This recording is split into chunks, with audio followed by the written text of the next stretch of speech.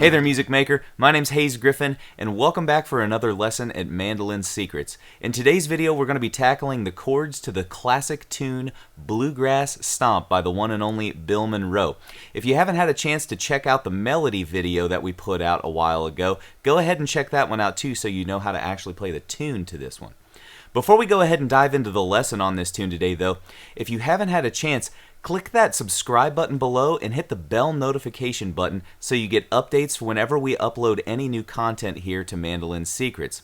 Also, if you're interested in a more enhanced learning experience with PDFs of the tablature and sheet music to all the tunes that we put out here, as well as backing tracks and other tools to aid your learning process, check out the link below in the description to mandolinsecrets.com. There's a lot of great stuff inside there, including our Mandolin Secrets community, where you can put your mandolin questions out to me and Magnus, as well as other members of our Mandolin Secrets community, so we can collaborate and kind of move forward with our mandolin playing together. Alright, in today's video, we're actually going to be learning two different versions of the chord changes to this tune.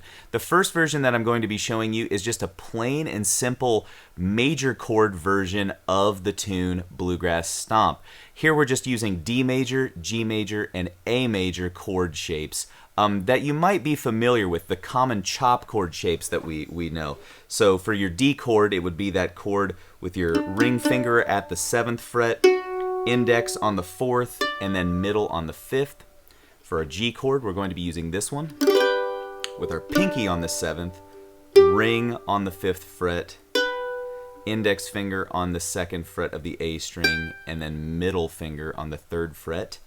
And then our A chord shape is just that same shape, 2 frets up. So your pinky is going to be on the 9th fret, ring finger is going to be on the 7th fret of the D string, index finger on the 4th fret of the A string, and middle finger on that top string, the E string, at the 5th fret.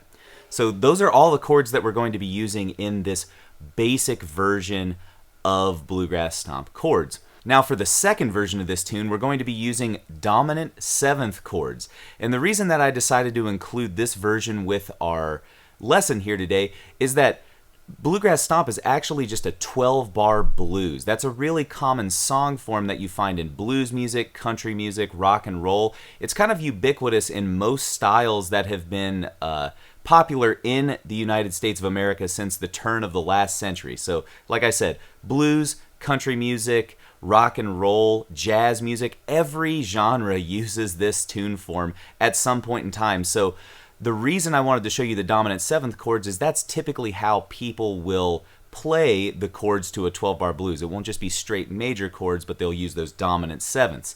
So just to give you an overview of the shapes that we're going to use for that version, a D dominant 7th shape, a really common one that you can use, is this one right here with your middle finger on the 5th fret of the G string, index on the 4th fret of the D, and then ring finger on the 5th fret of the A string. And we kind of block that top string out either by kind of bending your hand down and letting that ring finger drape across the E, or you can block it with your pinky, or just try to avoid it when you're strumming.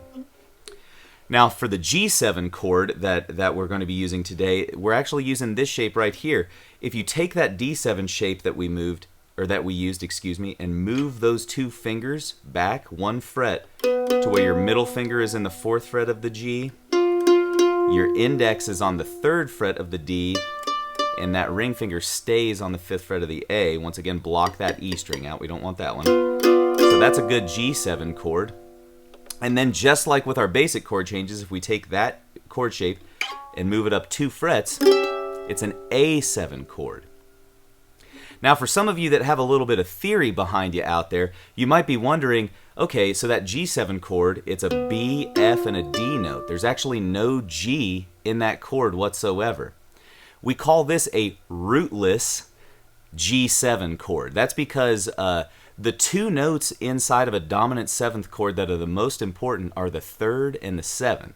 So in this case, a G7th chord, the most important notes in there that let us know it's a dominant 7th chord are the B note, the 3rd of the G chord, and the F note, the dominant 7th of the G chord. So that's a little bit of music theory there for you today. If that doesn't quite make too much sense to you, don't worry about it. Just know that you can play that for a G7 and that for an A7. It's one of those movable shapes, so you can kind of just move that around the neck and fit it to whatever chord that you happen to need at that point in time. Now that first chord that we played, that D7 chord, that actually does have a root in it. And this is another common shape that you'll want to know for 7th chords. That's C, F sharp, and D. So it's our 7th, 3rd, and root. Notice that 7th and the 3rd are still present there though. Like I said, those are the two most important notes in a dominant 7th chord that let us know it's a dominant 7th chord. All right, that's a little bit down the music theory rabbit hole right there, but let's go ahead and talk about the chord changes to this tune. Like I mentioned before, it's a 12-bar blues, so we only have 12 measures before the form repeats. So I'm going to play each of these versions that I talked about twice through before we move on to the next one. Let's go ahead and dive into that basic version with just our basic chop chord shapes here at 80 beats per minute. And one last thing that I'll mention before we go ahead and dive in, we're just going to use a basic bluegrass chop to get through these chord changes here. That means that we're going to be chopping on beats 2 and 4 of the measure. So 1, 2, 3, 4, 1, 2, 3, 4, etc. So I hope that's a good explanation for you there. Let's go ahead and dive into that example and see what we can get into. Oh, 1, 2, ready, go.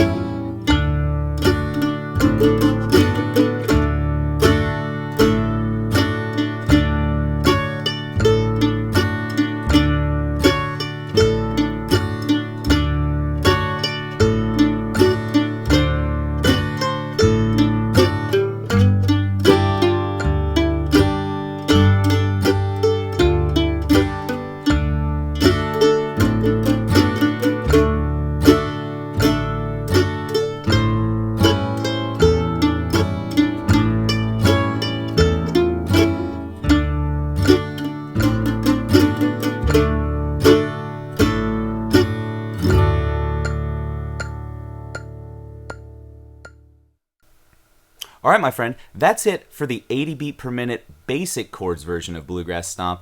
Let's go ahead and see if we can do those dominant 7th chords at 80 beats per minute. Let's dive in. Oh, 1, 2, ready, go.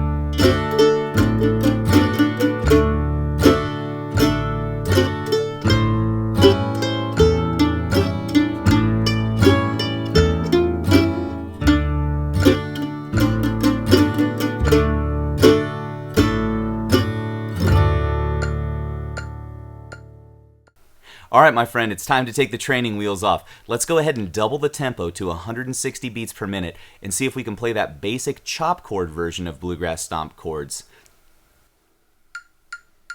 A 1, 2, a 1, 2, ready, go.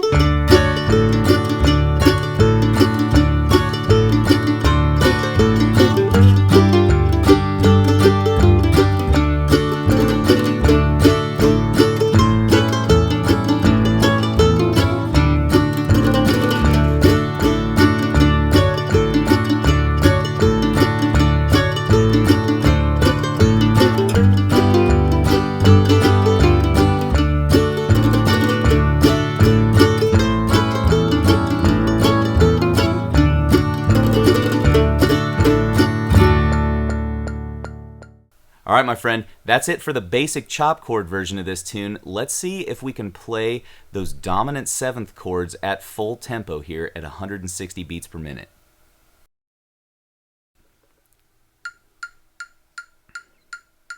A 1, 2, a 1, 2, ready, go.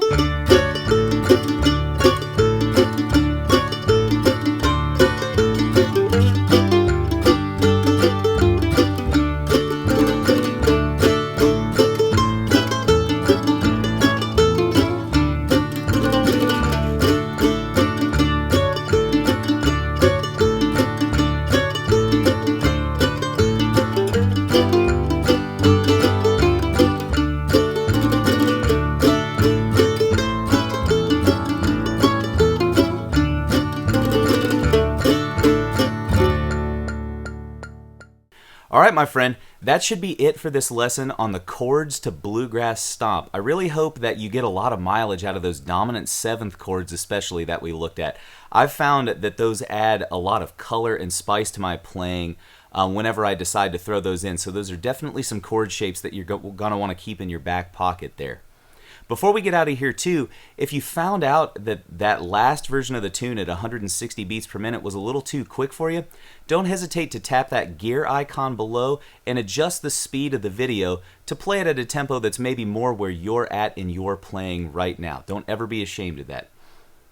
Also, before we get out of here today, I want to remind you that if you're looking for a more enhanced learning experience, don't hesitate to click that link and check out mandolinsecrets.com below. Like I said earlier, we've got PDFs of all of our sheet music and tablature there, as well as backing tracks and play-along tracks to kind of help aid the educational experience, so you won't want to miss out on that. Okay, my friend, I think that's it for this lesson. Thank you so much for tuning in today, and we'll see you in the next one.